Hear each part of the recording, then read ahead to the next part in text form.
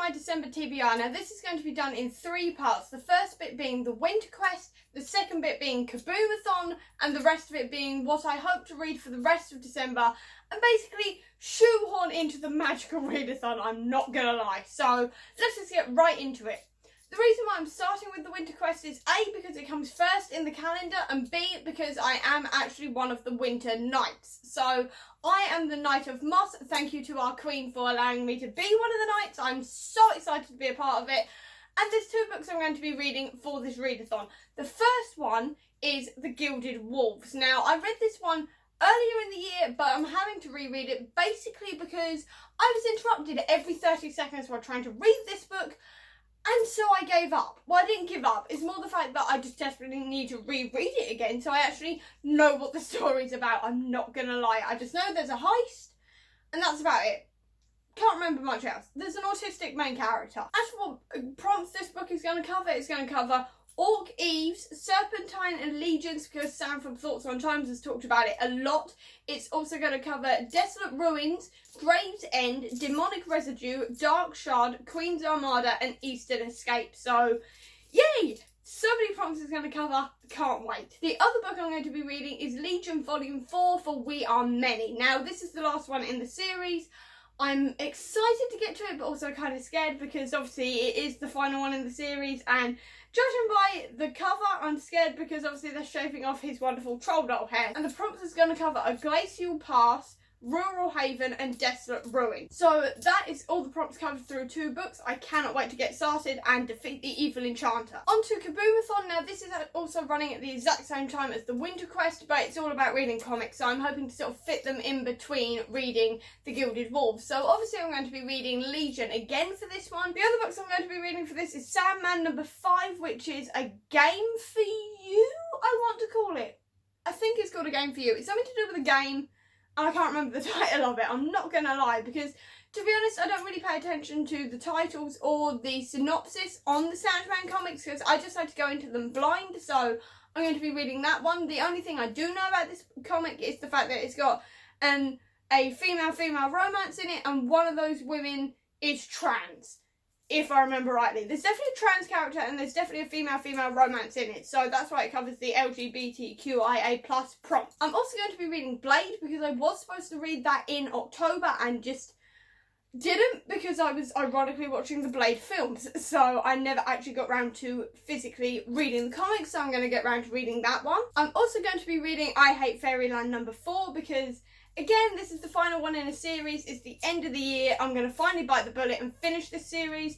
I love it so much. I'm so sad to see it go. But if I don't read it now, I'm never going to. And I'm just going to live in blissful ignorance that this series has ended. So I'm just going to rip off the plaster and finally read this. I'm so excited yet scared because it's I Hate Fairyland. You never know what's going to happen next, quite frankly. And I'm slightly scared for this ending because some people said it was disappointing. But I'm still looking forward to reading it. I'm also going to be reading Fables number 2, Animal Farm, because obviously it is a retelling. I really enjoyed the first volume at the beginning of the year because obviously that was all about the fairy tale characters having been put in New York in sort of like a gated community kind of thing.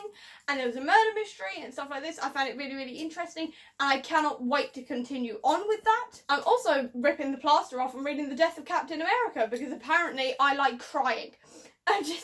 I'm very scared for this, I'm not gonna lie. I put it off for a very long time because obviously I had read Civil War earlier this year and then I didn't own this one, then I bought it at Yauk and then was like, no, I'm not going to read that for a very, very long time because I don't want to watch Captain America die, especially after Endgame. Obviously he doesn't die in Endgame, but he left the MCU basically. Chris Evans left the MCU and I'm not okay. So reading this isn't going to help, to be honest, but it's about time I read it, otherwise I'm just going to put it off forever and it's just going to sit on my shelf collecting dust and I just need to read it. It's a bit chunky, but I'm still looking forward to it in a weird, dreading kind of way.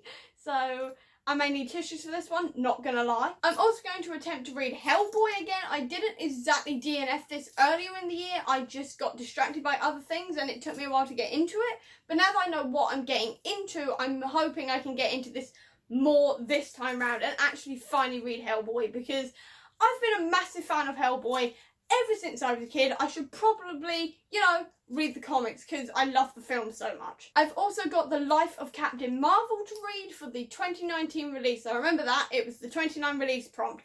And I'm really excited because obviously I love Carol Danvers, I love Captain Marvel so much, and I'm so excited to see what this one's going to be all about. And the final comic I'm going to be reading is Moon Knight #1, The Bottom. Now, I was going to save this one for when Moon Knight came out as a TV series, but quite frankly, that is a really, really long time away, and I want to know who Moon Knight is now. So, I'm going to be reading that one. It does have depression representation in it. I remember this. I don't know how accurate it is, but it is said in there that the character does have depression, and I think this one specifically focuses on that, if I remember rightly. Then as for the rest of the month, I've got a couple more books I do want to try and read, because obviously there's a whole lot of other books on my priority list, and books I was supposed to read this month in November and never did. So this is what's for the rest of the month / what I want to try and shove into the Magical Readathon if possible. Even if I have to shoehorn it in, I will give it a shot. First thing is The Light Fantastic. Obviously, I read The Colour of Magic earlier this year and then just